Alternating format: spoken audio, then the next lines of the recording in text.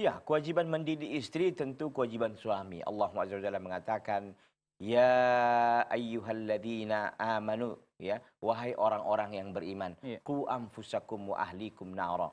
Jagalah dirimu dan keluargamu dari panasnya api neraka. Tentu keluarga di sini adalah anak dan istri. Maka istri itu wajib untuk dididik oleh suaminya, diajari agama oleh suaminya.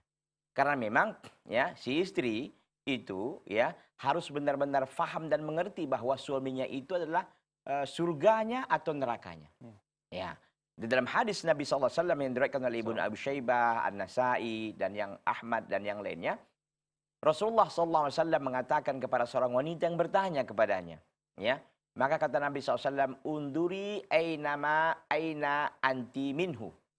Perhatikanlah, lihatlah posisimu di mana. Fa innama huwa jannatuki au naruki. Karena suamimu itu adalah surgamu atau nerakamu. Artinya apa? Ketika suaminya ridho kepadanya, ketika suaminya itu sayang kepadanya, ketika suaminya itu suka kepadanya, tentu karena akhlak dan adabnya. Maka dia akan mendapatkan surga dan begitu sebaliknya. Makanya di sini seorang suami memang harus mendidik istrinya dengan sebaik-baiknya, dengan pendidikan agama karena itu tanggung jawabnya.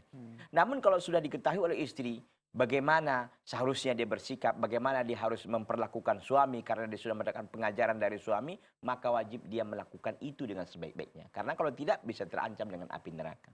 Dan memang wanita enak sebenarnya jadi wanita. Kenapa? Karena ketika dia sudah melakukan 4 hal sebagaimana dalam hadis riwayat dari Imam Ahmad dan yang lainnya, kata Nabi sallallahu alaihi wasallam, "Idza shallatil mar'atu khamsaha wa shamat syahraha wa hafizat farjaha wa ata'at zawjaha qila laha udkhilil jannata min ayyi abwabil jannati syi'ti."